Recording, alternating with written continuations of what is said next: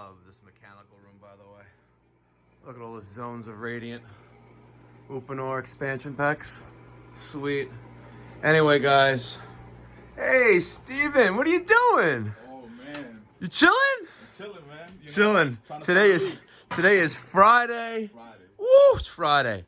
Kelvin is not in today. No, 3 weeks. His 3-day weekend.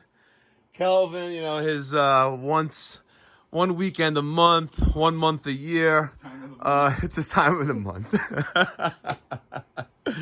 Anyway, we're working on a DesertAire packaged pool dehumidification and AC system for an indoor pool that's opposite this foundation wall. So if we were to cut these pipes, wow, got a serious flood here. So anyway, I have serviced this customer for many, many years. Great people. And I was here on Wednesday, 2 days ago, with Kelvin, and the system was 90 degrees in the pool room.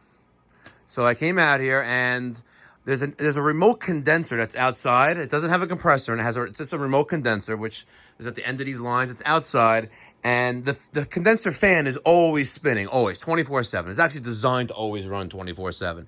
And I went to the pressure control, and I tapped on it, and sure enough, the condenser fan motor on the remote condenser came on, and we checked things, and we didn't check the pressures, though.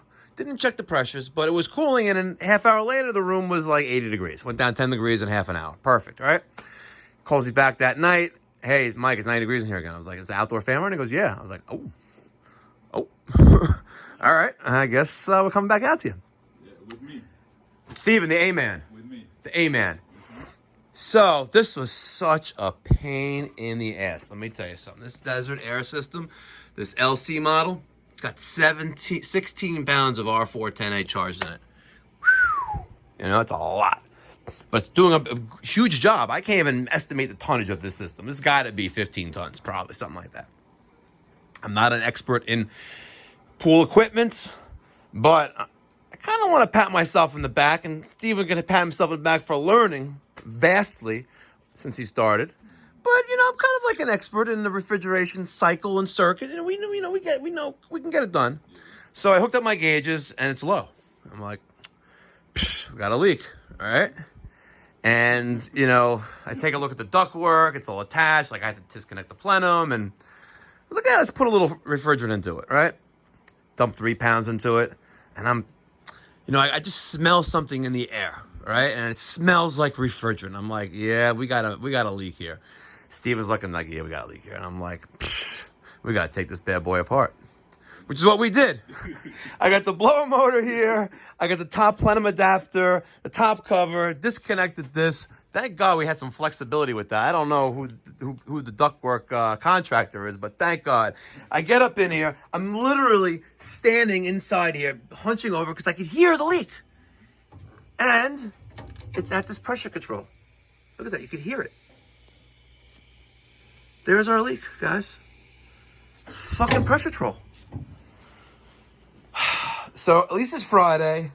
And listen, it's September 11th, guys. Ooh. September 11th. Ooh. Wow, 19 years ago. Wow, time flies. Anyway, it is Friday. It's closer to the middle of September.